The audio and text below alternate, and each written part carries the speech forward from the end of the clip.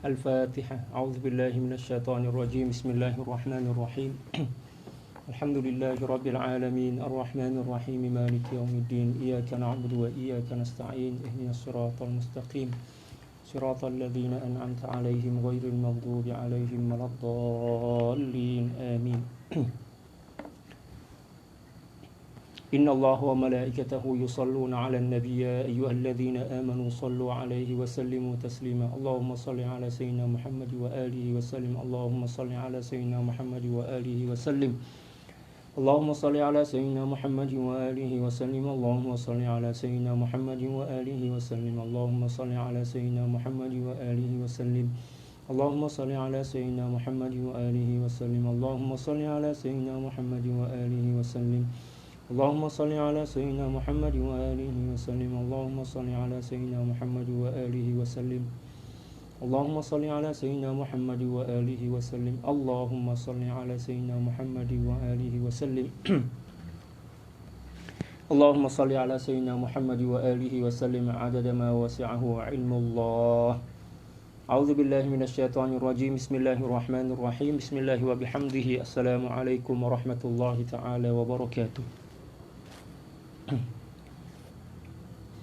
إن الحمد لله نحمده ونستعينه ونستغفره ونعوذ بالله من شرور أنفسنا ومن سيئات أعمالنا من يهده الله فلا مضل له ومن يضلل فلن تجد له وليا مرشدا وأشهد أن لا إله إلا الله وحده لا شريك له وأشهد أن سيدنا محمدا عبده ورسوله اللهم صل وسلم وبارك على هذا النبي الكريم وعلى آله وصحبه ومن تبعهم بإحسان إلى يوم الدين اللهم اغفر لأمة سيدنا محمد صلى الله عليه وسلم وأصلح أمة سيدنا محمد صلى الله عليه وسلم وفرج عن أمة سيدنا محمد صلى الله عليه وسلم وارحم أمة سيدنا محمد صلى الله عليه وسلم وألف بين قلوب أمة سيدنا محمد صلى الله عليه وسلم لما تحب وترضاه وافتح لنا فتوح العارفين بك بحق سيدنا محمد صلى الله عليه وسلم سبحانك لا علم لنا إلا ما علمتنا إنك أنت العليم الحكيم ولا حول ولا قوة إلا بالله العلي العظيم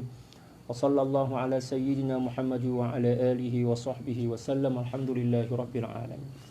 Alhamdulillah, puja dan puji syukur kita kehadirat Allah Subhanahu wa taala atas seluruh nikmat dan karunia-Nya kepada kita. Salawat dan salam semoga senantiasa tercurah ke atas junjungan dan kasih hati kita Nabi besar Muhammad sallallahu alaihi wasallam. Demikian juga keluarga beliau dan para sahabat serta orang-orang yang senantiasa mengikuti jejak langkah baginda Rasulullah sallallahu alaihi wasallam. Insyaallah kita akan teruskan kembali kajian kita daripada kitab Haqa'iq An-Tasawuf dan juga kitab Mi'rajut Tasyawuf ila Haqa'iq Tasawuf. Kita mulakan dengan kitab Haqa'iq An-Tasawuf. Qala al-muallif rahimahullahu ta'ala wa nafa'ana Allahu bi'ulumihi wa ulumi syuyukhihi wa syuyukhina wa jami'i awliya'illahi salihin fid dharain. Allahumma amin. Masih lagi membahas tentang al-babu tsani al-manhajul amali fit tasawuf. Bab yang kedua yang menjelaskan dan menerangkan tentang metode amali atau manhaj amali dalam tasawuf. Dan kali ini beliau sedang menjelaskan tentang jawaban ke atas tohmahan-tohmahan segelintir atau separuh orang yang membenci, demikian juga menuduh bahwa tasawuf itu merupakan ajaran yang terkeluar daripada Islam. Beliau berkata radhiyallahu ta'ala an wal jawabu ala dzalika أن التصوف لم يكن في يوم من الأيام شرعة مستقلة ولا دينا جديدا ولكنه تطبيق عملي لدين الله تعالى واقتداء كامل برسول الله صلى الله عليه وسلم برسوله عليه الصلاة والسلام وإنما سرت الشبهة على هؤلاء المتسرعين لأنهم وجدوا في التصوف اهتماما بتزكية النفس وتربيتها وتصعيدها ومجاهدتها على أسس شرعي وضمن نطاق الدين الحنيف فقاسوا تلك الانحرافات الدينية على التصوف قياسا أعمى دون تمحيص أو تمييز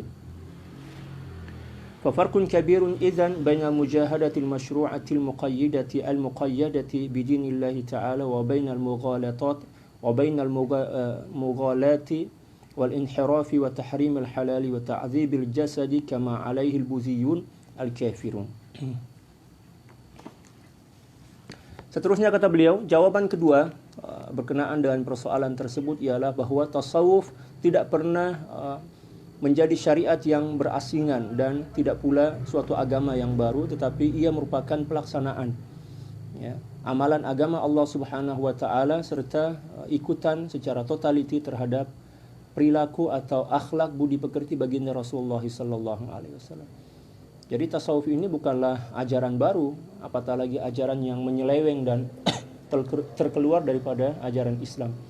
Akan tetapi tasawuf ini merupakan implementasi atau pengamalan terhadap nilai-nilai syariat yang dibawa oleh baginda Rasulullah sallallahu alaihi wasallam dan juga merupakan perwujudan daripada akhlak-akhlak dan budi pekerti yang telah pun dicontohkan oleh baginda Rasulullah sallallahu alaihi wasallam.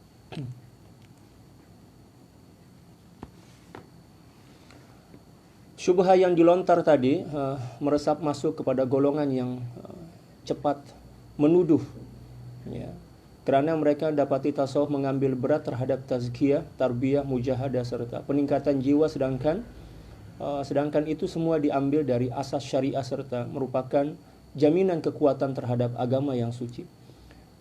Penyelewengan atau ketimpangan dalam bahasa Indonesia dalam agama menyebabkan mereka bersikap keras terhadap tasawuf dan membuat kiasan membabi buta tanpa membezakannya. Jadi orang-orang yang tidak seberapa paham tentang tasawuf dengan sangat mudah dia mentohmah dan menuduh bahwa tasawuf itu adalah ajaran Buddha atau Buddha tanpa melakukan kajian ataupun selidiklah untuk memastikan bahwa ajaran itu adalah ajaran yang menyeleweng daripada agama Islam.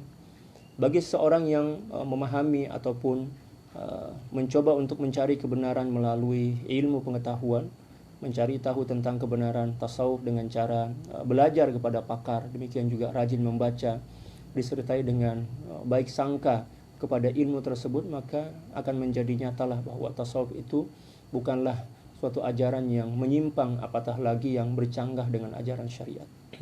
Tetapi disebabkan karena kebodohan, demikian juga nafsu yang terlalu menjadi-jadi dalam diri seseorang dan juga berdasarkan kebencian, maka seorang itu akan dengan sangat mudah untuk mentohmah, demikian juga menuduh bahwa ilmu tasawuf itu bukanlah ajaran Islam dan juga merupakan suatu ajaran yang sesat. Na'udzubillah summa na'udzubillah min dzalik.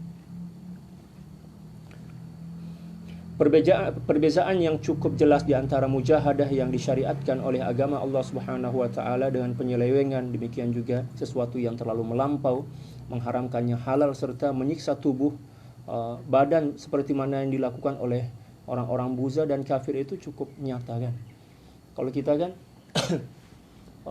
memanglah ada puasa misal, Ayyamul Bid, ya, puasa. Hari-hari bercahaya lah. Ya, diistilahkan dengan Ayyamul Bid pada setiap tanggal 13 atau 13, 14, 15 pada pertengahan bulan Hijriah. Tujuannya untuk melatih jiwa kita agar tidak bergantung, tidak terlalu bergantung kepada makanan dan minuman, demikian juga kebiasaan-kebiasaan manusiawi kita. Tetapi apa yang kita lakukan itu masih lagi dipandu oleh batasan-batasan syariat. Ya kan? Sebelum fajar kita sahur, lepas itu pula nanti masuk waktu berbuka kita berbukalah.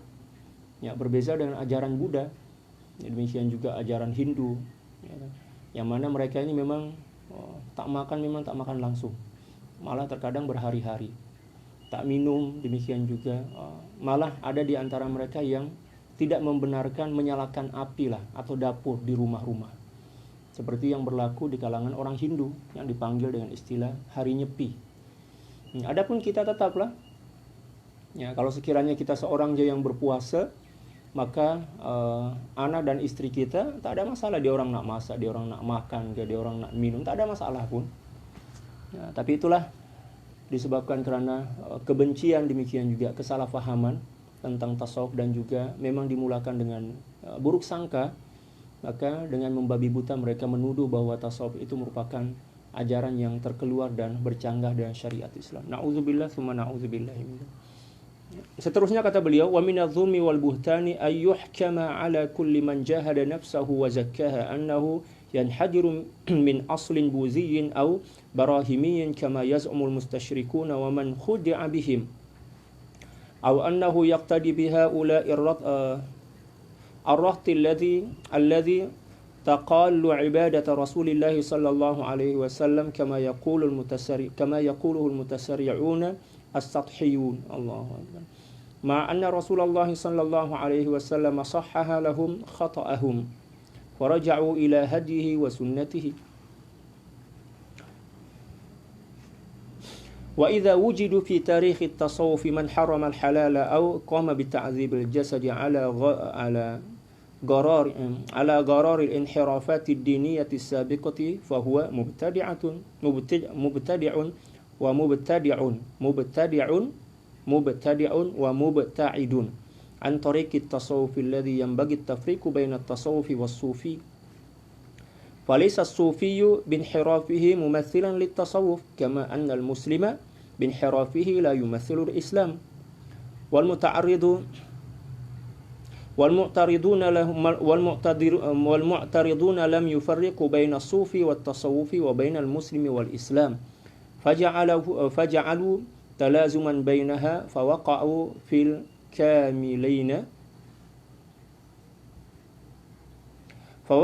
الكاملين قياسا على المنحرفين.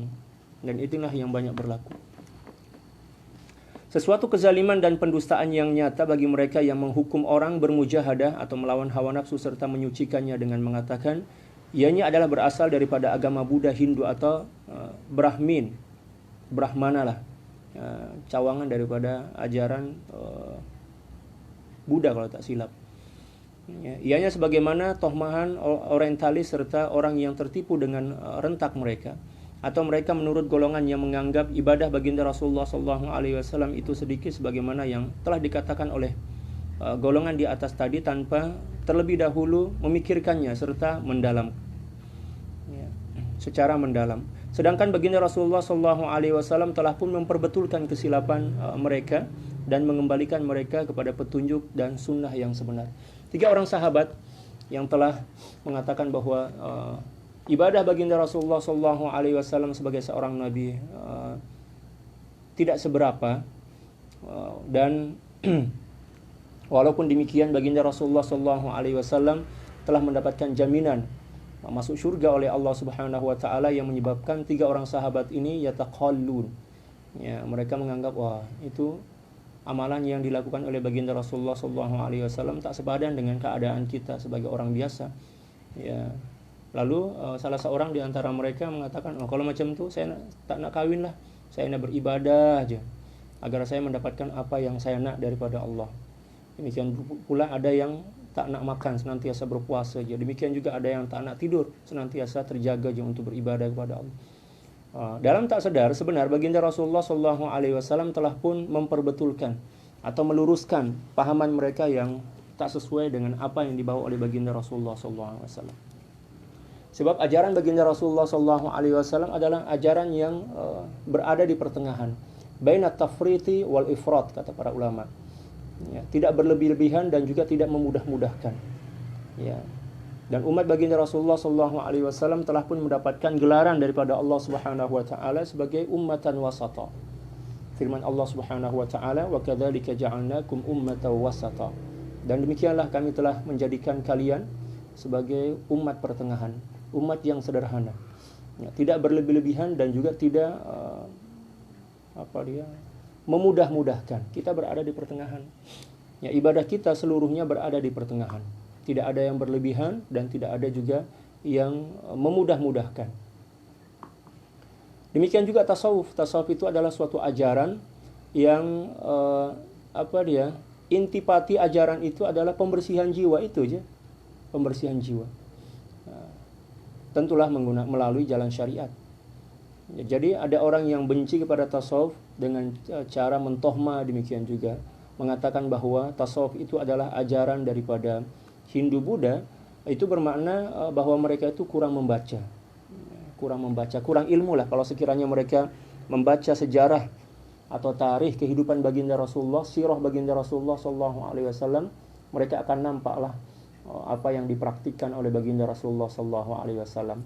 Kehidupan baginda Rasulullah sallallahu alaihi wasallam sebagai contoh telah pun diamalkan oleh para ahli tasawuf. Kesederhanaan beliau makan, minum, berpakaian, demikian juga beribadah. Tak pernah pun baginda Rasulullah sallallahu alaihi wasallam paksa diri beribadah sampailah betul-betul beliau tak tidur malam kan. Ya, tetap beliau tidur malam, tetap beliau menikah, demikian juga makan, ya kan. Walaupun memang terkadang-kadang beliau berpuasa. Ya, terkadang-kadang beliau bangun sholat tahajud, sampailah dalam suatu hadis pada masa itu baginda Rasulullah sallallahu alaihi wasallam kaki beliau berdarah. Tapi bukan bermakna itu merupakan suatu paksaan untuk melakukan ibadah. Kebetulan aja kaki beliau berdarah. Jangan pula kita mengatakan, oh berdasarkan hadis ini baginda Rasulullah SAW melakukan ibadah dengan memaksa diri. Oh bukan. Nah, kita kena faham tentang asbabul wurud daripada hadis itu. Ya, kronologi lah daripada hadis itu. Ya, ketika kaki baginda Rasulullah SAW berdarah, itu ada asbab yang menyebabkan kaki itu berdarah, tapi bukan disebabkan karena baginda Rasulullah SAW memaksa diri, bukan. Jadi pada masa itu, kalau kita baca sejarah kan, ya, kita ketahui bahwa kita sedia maklum bahwa di Arab nih, kalau musim sejuk lah kan, memang kaki itu macam membeku.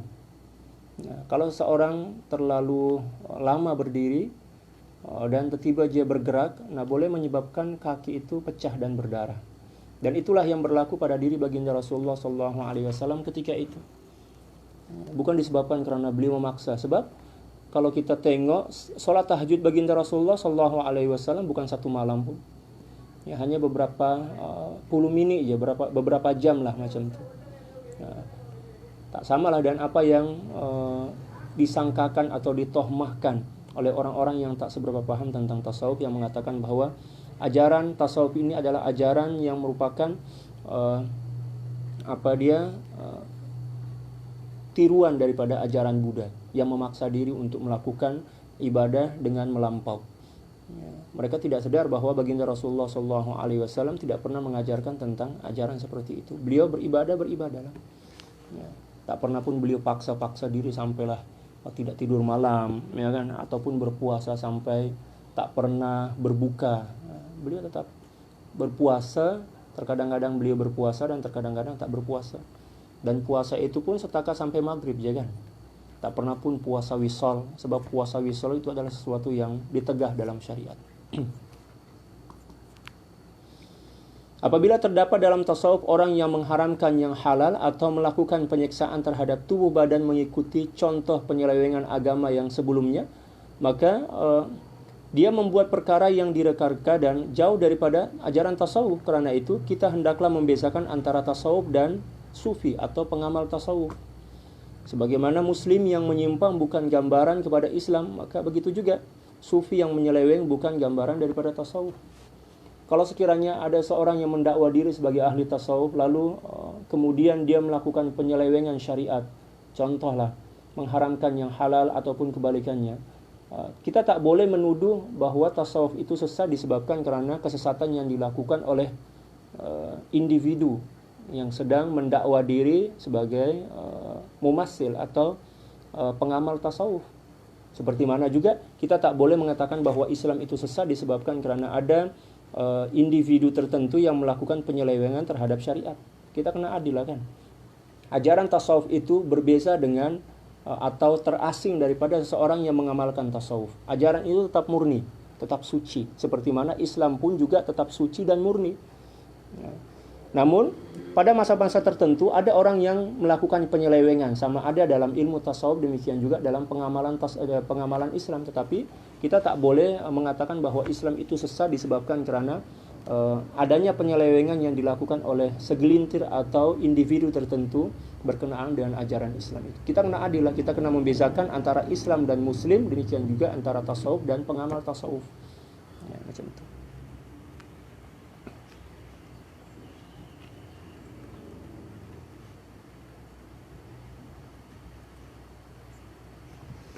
Bagi golongan yang menolak, mereka tidak membezakan di antara sufi dengan tasawuf dan muslim dan Islam dengan Islam. Mereka menganggap kedua-duanya sebagai saling mempengaruhi, lalu mereka tersilap karena membuat kiasan yang dengan golongan yang menyeleweng. Tak boleh kita membuat kiasan dengan golongan yang menyeleweng. Ya kan? Misal ada orang yang mengamalkan tasawuf dengan betul, lepas itu pula di tempat yang lain ada seorang atau golongan yang mengamalkan tasawuf dengan penyelewengan dan juga perbuatan-perbuatan yang tidak selaras atau tidak serasi dengan syariat. Lalu kita mengatakan, oh yang betul ini juga sebenarnya salah sebab nampak pada golongan yang lain itu salah. Kita tak boleh mentakmim atau menyamaratakan seluruh pengamal tasawuf. Terkadang ada yang melakukan penyelewengan karena mungkin ilmu dia kurang, atau mungkin dia terlalu tertekan oleh hawa nafsu, ya kan? Ilmu dia kurang, mungkin dia masih lagi terpengaruh oleh kebiasaan-kebiasaan buruk dia, demikian juga. Ataupun mungkin nafsu dia masih lagi kuat untuk mempengaruhi sehinggalah dia melakukan pelanggaran-pelanggaran syariat. Tetapi orang-orang seperti itu tak boleh kita jadikan sebagai neraca untuk menilai bahwa ajaran tasawuf itu adalah ajaran yang sesat. Wa ba'du فإن منتهى آمال السالكين ترقية نفوسهم فإن ظفروا بها وصلوا إلى مطلوبهم والنفس تترقى بالمجاهدة والرياضة من كونها أمارة إلى كونها لوامة وملهمة وراضية ومرضية ومطمئنة إلى آخره فالمجاهدة ضرورة للسالك في جميع مراحل سيره إلى الله تعالى ولا تنتهي إلا بالوصول إلى درجة العصمة وهكذا لا تكون إلا للأنبياء والمرسلين عليهم الصلاة والسلام وبهذا ندرك خطأ بعض السالكين الذين لم يحكموا شرط سيرهم وهو مجاهدة النفس ثم يدعوا لأنفسهم المحبة الله أكبر ويترنمون بكلام المحبين وينشدون قال ابن الفارض رضي الله تعالى عنه تأييدا لمذهبهم وعن مذهبي في الحب ما لي مذهب وإن ملت يوما عنه فارقت ملتي الله أكبر. Seterusnya kata beliau, kembali kita kepada asal, yaitu penghujung cita-cita ahli suluk, yaitu meningkatkan jiwa. Jadi kita kembali kepada pembahasan yang sebenar bahwa tujuan daripada mengamalkan tasawuf oleh ahli suluk adalah peningkatan dan penyucian jiwa.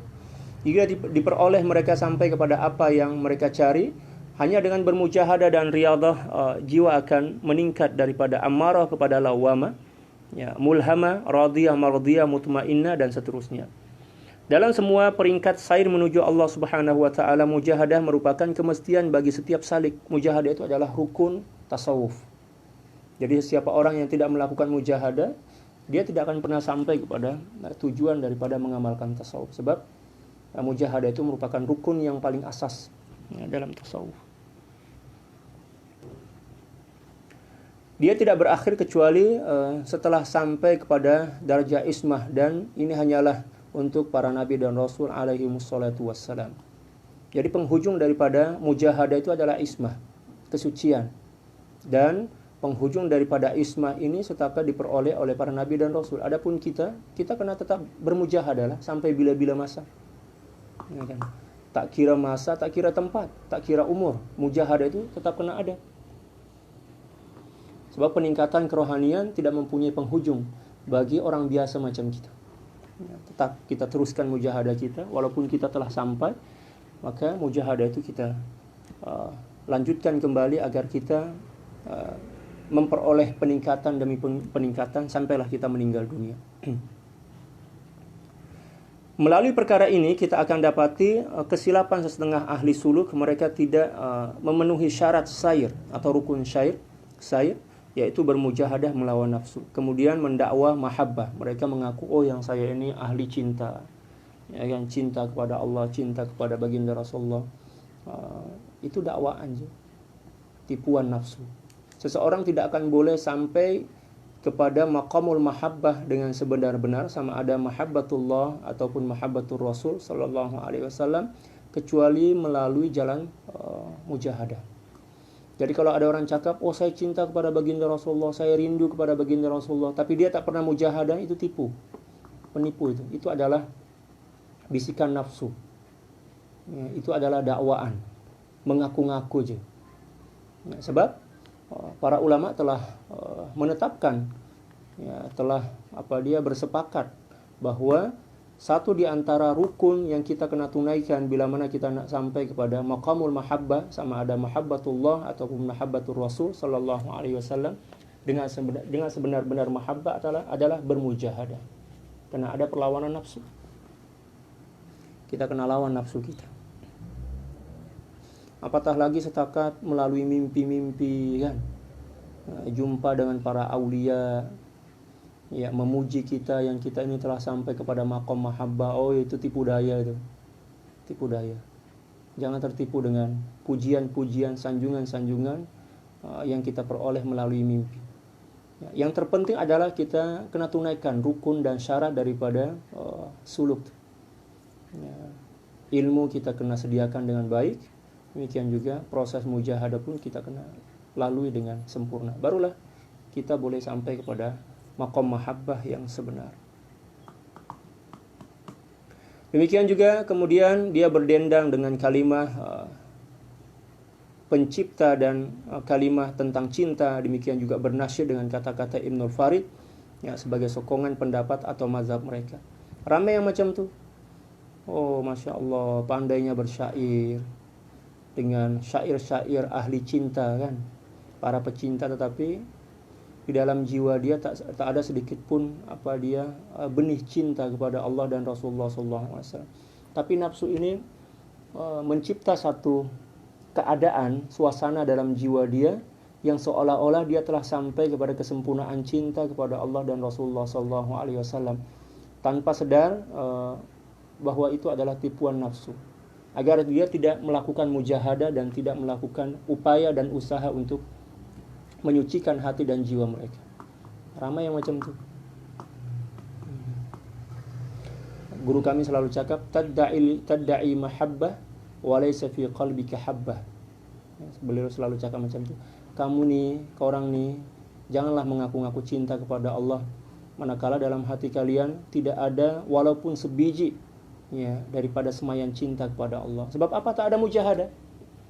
Ya, mujahadah itu merupakan proses menyemaikan bibit cinta, benih cinta kepada Allah. Bila mana tak ada mujahadah, perlawanan terhadap nafsu, maknanya tak ada proses penanaman benih cinta dalam hati kita kepada Allah dan baginda Rasulullah SAW. Oleh sebab itu kita kena mulakan dengan mujahadah. Ya, mujahadah di bawah bimbingan seorang mursyid. Apa syair yang selalu didendangkan oleh para pecinta palsu itu? Dia cakap, wa an mazhabi fil hubbi ma li mazhabu wa in miltu yauman anhu faraqtu millati. Dalam pencintaan aku tidak mempunyai mazhab. Dalam perkara cinta aku tak mempunyai mazhab. Suatu hari jika aku cenderung kepada yang lain, aku terkeluar daripada agamaku. Nauzubillah. Inilah satu syair yang terkadang-kadang disebutkan atau didendangkan oleh para pecinta palsu. Na'udzubillah tsumma na'udzubillah min dzalik. Wa ma 'alimu kaifa kanat bidayatu Ibnul Farid radhiyallahu ta'ala anhu min haitsu mujahadatuhu li nafsihi wa ilayka ba'du kalamihi yasifu mujahadatihi fi sayrihi mimma yadullu ala ahamiyati al-mujahadati ma'al ilmi annahu ibtada'a sayrahu ila Allah ta'ala min nafsil lawamah la ammarah bis-su' wa yubayyinu anna as-salika alladhi la mujahadata lahu la sayra lahu wa la mahabbata lahu. Qala radhiyallahu ta'ala an, ya, fa nafsi kanat qablu lawamatan mata uti'ha asad aw a'si kanat muti'ati fa aradtuha mal mautu aysaru ba'dihi wa at'abtuha kama takunu murihati fa'adat wa mahma حملته تحملته minni wa in khaffaftu anha ta'azzati ya wa adhabtu fi tadhhibiha kull ladzatin bi ib'adiha an 'adiha ya fatma'annati wa lam yabqa haulun dunaha ma rakibtuhu wa ashhadu nafsiya fihi ghayra zakiyatin. ولهذا كان ابن الفارض رضي الله تعالى عنه يعرض بمدعي المحبة الذين لم يتركوا حظوظهم ولم يجاهدوا نفوسهم فيقول تعرض قوم للغرام وأعرضوا بجانبهم عن صحة فيه واعتلوا رضوا بالأمان وابتلوا بحظوظهم وخاضوا بحار الحب دعوا ما ابتلوا فهم في السرى لم يبرحوا من مكانهم وما ضعنوا في السير عنه وقد كلوا فالمجاهدة إذن شرط أساسي لكل سالك في جميع مراحل سيره ولكنها تتغير بحسب ترقي المريد في مدارج السمو ومثاله في ذلك الطالب يكون في مرحلة الابتدائي ثم الإعدادي ثم الثانوي ثم الجامعي وفي كل هذه المراحل يعتبر طالبا ولكن هناك فرق كبير بين الطالب الابتدائي والطالب الجامعي وكذلك الفرق شاسع بين كون نفسه أمارة بالسوء تميل إلى الفواحش وبين كونه مطمئنة راجعة إلى ربه راضية مرضية. Seterusnya kata beliau, mereka tidak tahu macam mana permulaan mujahadah Ibnul Farid. Sayyidina Ibnul Farid ini adalah bernama Umar Ibnul Farid yang mendapatkan gelaran dari kalangan para ulama dan para aulia sebagai Sultanul Asyikin, seseorang yang penghulu kepada para pecinta dan seseorang golongan yang perindu kepada Allah Subhanahu wa taala. Itulah gelaran beliau, Sultanul Asyikin.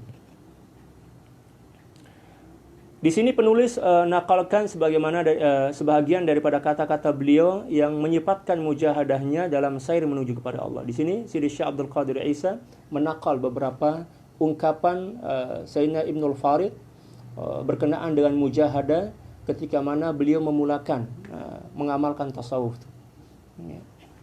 yaitu apa yang menunjukkan tentang kepentingan mujahadah serta ilmu. Beliau memulakan mujahadahnya dengan nafsu lawamah, bukannya dengan nafsu ammaratun bisu. Beliau menerangkan bahwa seseorang salik yang tidak bermujahadah tiada sair dan tiada mahabbah baginya. Seseorang yang tidak memulakan atau tidak melalui mujahadah maka bermakna dia tidak melakukan perjalanan. Sebab satu di antara tanda permulaan perjalanan rohani itu adalah dengan bermujahadah. Bila mana dia tidak melakukan permulaan perjalanan, maknanya tak ada cinta lah. Ya, tak sampai kepada cinta yang merupakan matlamat sebenar daripada bertasawuf. Yang bermaksud, kata beliau, nafsuku sebelumnya adalah lawamah. Ya, bila aku menaatinya macam itu. Jadi beliau memulakan mujahadah itu ketika mana hati beliau berada pada keadaan nafsu lawamah. Nafsu lawamah. Dia enggan apabila aku tidak menaatinya, dia menaatiku. Ya. Ku habarkan kepadanya mati itu bukanlah senang bagi sesenah manusia. Maksudnya macam ni. Beliau bercerita tentang hal keadaan nafsu lawamah yang ada pada diri beliau ketika mana beliau sedang bermujahadah. Yang mana nafsu lawamah ini adalah nafsu yang dah okey dah. Dikira dah okey dah tu. Tapi belum sempurna lagi, sebab lawamah itu adalah nafsu di mana seseorang senantiasa menghina diri, menganggap diri sebagai seorang yang remeh, seorang yang jahil dan kerdil di hadapan Allah Subhanahu wa taala. Tetapi kata beliau, bila mana saya lepaskan, saya tak kontrol nafsu lawamah ini, dia akan mengajak saya untuk melakukan maksiat. Tetapi bila mana saya kontrol, barulah nafsu lawamah ini tenang. Dia tidak mengajak dan memaksa saya untuk melakukan maksiat.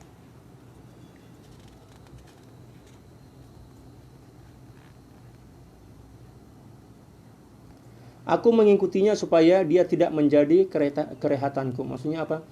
Terkadang-kadang aku mengikuti keinginan nafsu lawama ini pada masa-masa di mana nafsu lawama ini memang dah letih, dah dimujahadahkan kan.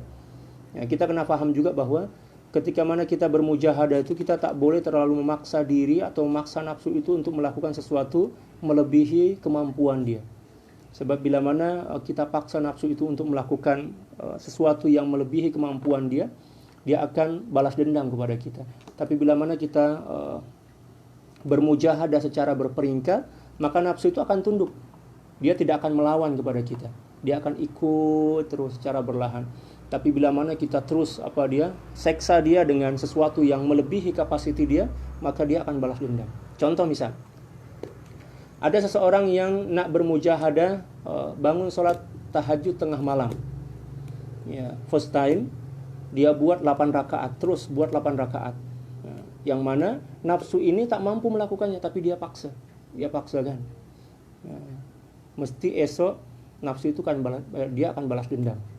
Ya, yang menyebabkan kita tak mampu dah untuk melakukan ibadah. Sekali aja kita mampu, malam semalam lah, kemarin malam itu. Tapi bila mana kita lakukan mujahadah secara berperingkat, maka nafsu itu akan tunduk lah, akan tunduk. Kita mula-mula buat 2 rakaat aja dulu. Kita buat 2 rakaat, kita latih diri kita sampailah 40 malam, kita buat, lepas itu barulah kita tambah 2 rakaat lagi, kan? Kita buat sampai 40 hari, bila mana dah mampu dah, ya 4 rakaat itu barulah kita tambah sampailah kepada jumlah 8 rakaat macam itu.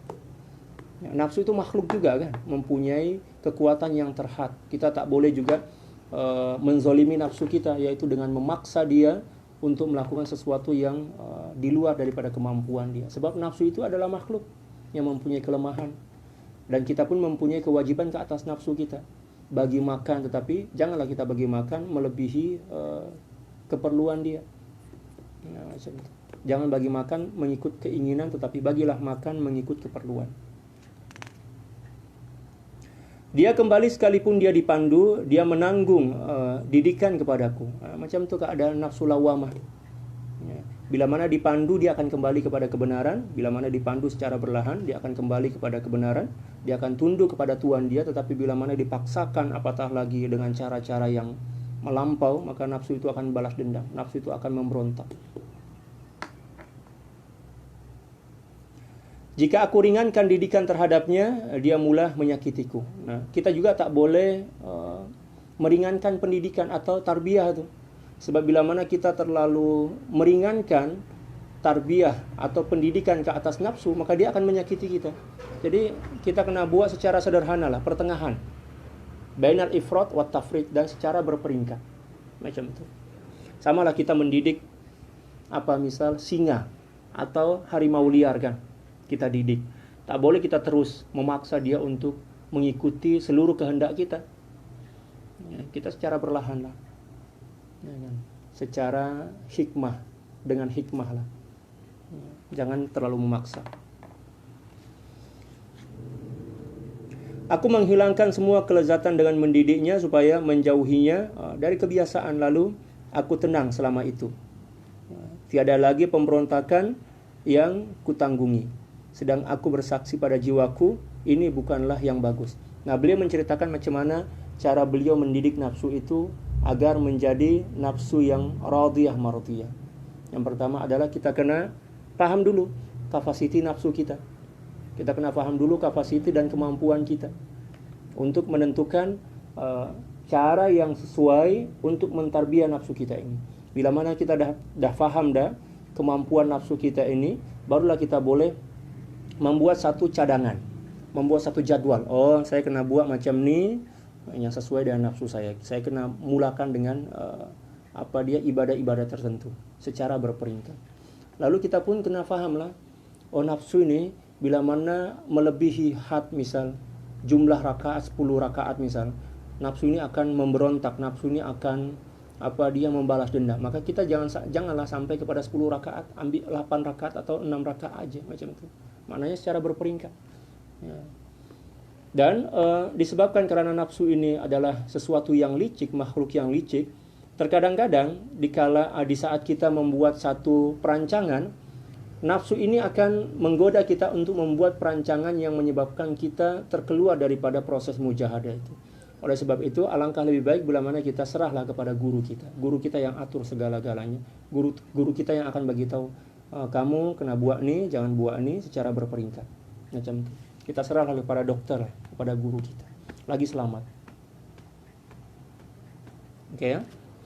Oleh itu beliau mendendangkan ungkapan kepada orang yang mendakwa mahabbah tetapi tidak meninggalkan kehendak diri dan tidak bermujahadah melawan hawa nafsu dengan katanya, kata beliau, satu kaum menzahirkan kerinduan sedangkan mereka tidak menghiraukan tentang kesehatan dan terus berpenyakit.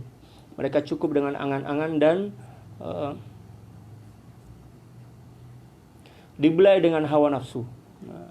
Beliau memprotes atau membagi nasihat kepada orang-orang yang ada di sekitaran beliau di zaman itu yang mendakwah mencintai Allah ataupun telah sampai kepada maqamul mahabbah tetapi mereka tidak melakukan proses mujahadah. Mereka menyelami lautan cinta sedang mereka belum diuji. Ya, mereka berada di kegelapan malam tanpa berada di tempat yang tanpa beredar di tempat tersebut. Maknanya mereka masih lagi terpenjara oleh kegelapan nafsu itu dan mereka tidak segera pergi daripada tempat itu dengan cara bermujahadah. Allahu Akbar. Mereka tidak berjalan meninggalkannya, alangkah penatnya mereka. Beliau bercerita tentang orang-orang yang mendakwah telah sampai kepada maqamul mahabbah akan tetapi tidak melalui proses mujahadah. Perlu kita sadar, perlu kita tahu bahwa seseorang yang sebenar-benar telah sampai kepada maqamul mahabbah, dia tidak akan pernah berani untuk mendakwa yang dia itu telah sampai kepada maqamul mahabbah. Dia tak cukup mampu untuk mengungkapkan ayat kalimat itu. Ya, adapun seseorang yang selalu mendakwa, saya cinta kepada Allah, saya rindu kepada Allah, tapi tak ada mujahadah, itu tanda bahwa dia itu adalah pendakwa aja. Ya, mengaku-ngaku aja kalau dalam bahasa Indonesia. Adapun seorang yang telah sebenar-benar sampai kepada maqamul mahabbah itu melalui jalan mujahadah, maka dia tidak akan pernah mengaku-ngaku yang dia itu cinta kepada Allah sebab malu kepada Allah lah. Sebab malu kepada Allah. Tetapi pada masa yang bersamaan, dia orang senantiasa berusaha untuk membuktikan cinta itu dengan amal. Oleh karena itu, Siti Rabi'atul Adawiyah radhiyallahu taala pernah berkata, "Lau kana hubbuka la ata'tahu innal muhibba liman yuhibbu muti'u." Kalau sekiranya kamu mencintai Allah dengan sebenar-benar cinta, maka kamu tidak akan pernah mendakwa dan tidak akan pernah mengaku-ngaku yang kamu itu cinta kepada Allah. Akan tetapi kamu buktikan dengan ketaatan. Ya. Innal muhibba liman yuhibbu muti'u. Karena sesungguhnya seorang pecinta kepada zat yang dicintainya itu Allah Subhanahu wa taala tidak akan pernah mendakwa yang dia itu pecinta, tetapi senantiasa membuktikan cinta itu dengan ketaatan. Ya, demikianlah kehidupan para aulia. Dia orang tak pernah berani dan malulah untuk mengungkapkan rasa cinta dan rindu kepada Allah di hadapan orang lain. Kalau kita ini pengakuan kita luar biasa. Saya cinta kepada Allah, saya cinta kepadamu ya Allah di Facebook pula. Saya rindu kepadamu ya Rasulullah. Tengok amalan dia, tak selaras, tak serasi lah dengan dakwaan dia. Maknanya pendusta lah. Jadi cinta itu bukan untuk diungkap dan diakui, tapi cinta itu adalah untuk dibuktikan dengan amal soleh, dibuktikan dengan mujahadah. Barulah betul. Allahu Akbar. Kata beliau radhiyallahu taala an, "Fal mujahadatu idzan syartun asasiyun li kulli sarikin fi jami'i marahil sayrihi walakinnaha tataghayyaru bihasabi taraqqi al-murid fi madari sumu."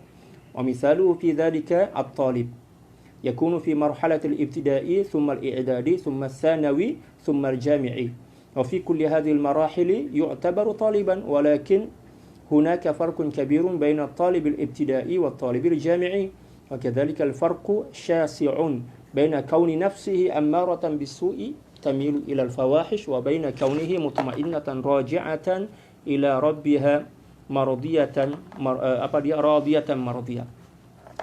Mujahadah merupakan syarat asasi.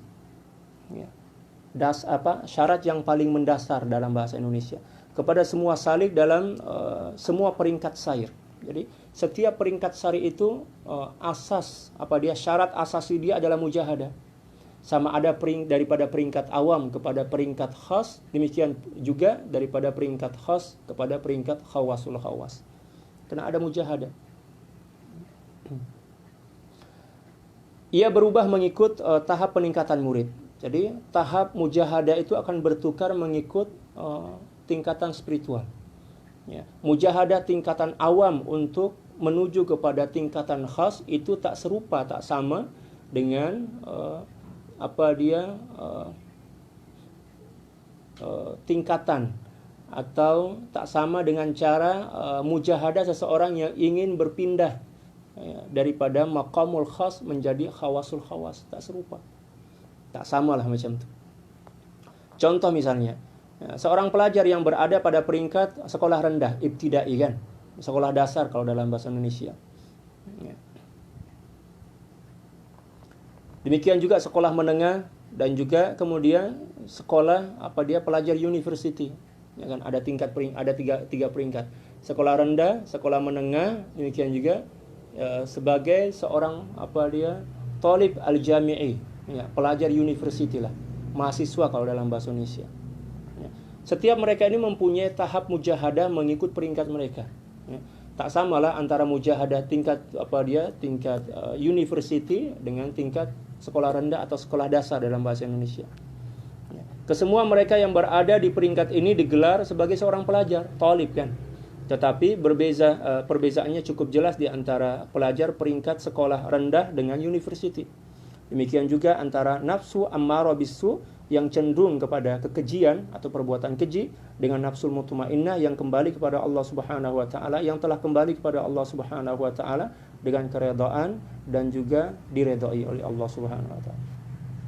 Walaupun seseorang pada peringkat tingkatan khawasul khawas tetap bermujahadah, tetapi sesuatu yang dimujahadahkan bukan nafsu al-ammarah bisu, apatah lagi demikian juga bukan nafsu lawamah, tetapi ada peringkat mereka yang khas, ya, yang dijelaskan oleh para ulama dalam kitab-kitab lain. Al-khulasah, ya, wal khulasah kata beliau.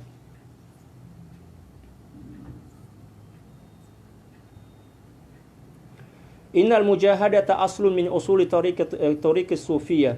Wa qad qalu man haqqaqa al-usula nala al-usul wa man taraka al-usul haruma al-usul.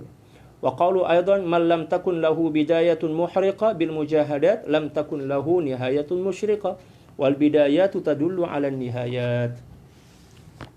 Seterusnya kata beliau sebagai kesimpulan, ya, tegasnya mujahadah ialah satu di antara asas utama perjalanan spiritual seorang sufi dalam